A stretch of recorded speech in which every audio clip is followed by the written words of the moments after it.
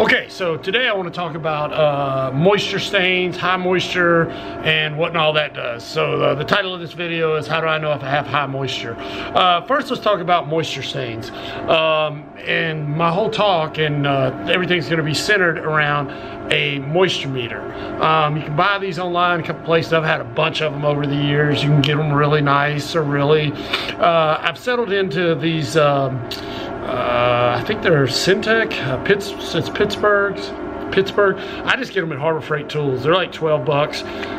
Basically, they have two prongs. I'll try to zoom in on that. I don't know if it's autofocusing or not. It's very cold out here today. But you click on this and it'll tell you the percentage of moisture when you poke it into the wood or into the ceiling or a moisture stain. So first, let's talk about that. You got a moisture stain on your roof. You're trying to figure out, is that an active stain? What is that? Is that old? Is it something that's been repaired? You know, punch a moisture meter into it and see what the percentage is. Most every natural thing is going to have some percentage of moisture, somewhere between 0 and 8, 9, 10, 11. If it goes over 20%, something's going on. That would be considered active moisture if it's above 20. And what I mean by active is it's something feeding that thing moisture or causing that thing to be moist more so than just your normal everyday stuff. So that's how you can check for a stain. The other thing is too, you know, just because the stain it's dry doesn't mean it's not active. It could be some sort of you know, circumstances when the wind blows a certain way and that sort of thing. But I do recommend you get a moisture meter to check to see if any of those stains inside your house are active. Now we're going to talk about underneath your house. That's a big thing. You want that moisture level to be under 20%. And what I mean by that is, you know, when we punch that moisture meter in there, that it is under 20%. Like you see it's 0 right now. If obviously I get my finger wet, it's going to shoot way up, you know, and it's going to go over OL because it's detecting the moisture between the two. So what we want to do is go up under our house and punch it into the floor joists in multiple places, and we want it to be under 20%. If it's over 20%, that's bad news. Long term, that can lead to a lot of bad stuff, and we'll talk about that in just a minute. But let's go underneath the house.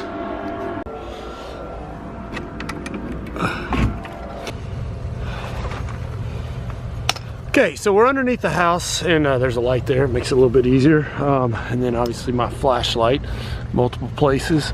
What we're gonna do is point it into these floor joists. I can tell you even before I do that it's fairly healthy here because of the way the insulation looks.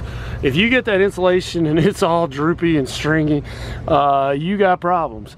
The reason is because that means there's been high moisture there and it's tried to evaporate, and it's been high moisture and it tries to evaporate and it can't, and it gets into the insulation and it's all hanging down. So I got a pretty good feeling about this one, but we'll check here in just a second. Okay, we are going to punch in, see what percentage we've got there. We got 7, 8, hold on. 7 or 8% right there. 8%. Let's try a couple other places. Let's try right here. This will be an easier one.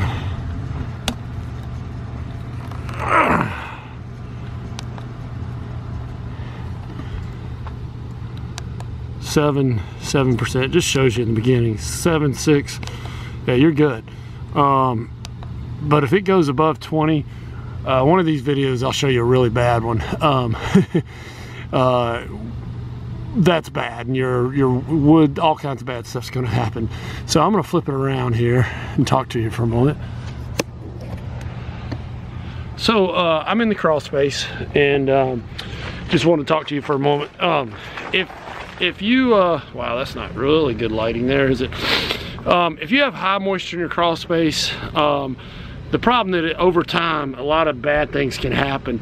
If it goes above 28%, you can get mold, and mold can sustain itself at as low as 20%. Not only mold, but wood destroying fungi, lots of other stuff. You know, it's bad for the wood, can damage the structure of the wood. and it will over time, and it also is a bad, the spores and whatnot are not healthy for your respiratory system. So you want to keep the moisture level down in your crawl space. I recommend getting a one of these moisture meters. You can get these at Harbor Freight Tools for about 12 bucks. There's a lot better ones online, but we tend to lose them a lot and crawl through wet crawl spaces. And anyway, if it's $12, it doesn't bother you so bad. If it's $150, it kind of bothers you a little bit. But anyway, check your go around your crawl space in multiple places. Check that wood, and especially the lower places, in anywhere behind like porches, behind decks, those type places. You also want to check for moisture around bathrooms, showers are really likely places. And also check underneath your refrigerator. Refrigerators are really bad for leaking, especially if they have ice makers. So anyway, again, under 20%. It'll be slightly seasonal, like right now it's winter and it's very dry because the air is dry. It'll go up in the summer because you have these air conditioning ducts you see here. They'll be really cold and they'll actually attract some moisture. So I expect the moisture level to go up in the wintertime. I mean in the summertime, excuse me, and down, but at all times staying below 20%.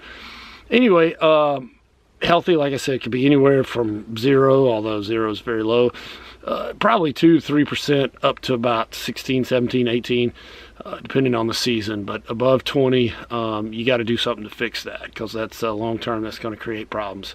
I hope this video has been helpful. If you have any other questions or home inspection questions, please check out homeinspectioncarolina.com, or you can email us or call us from there. Thanks a lot.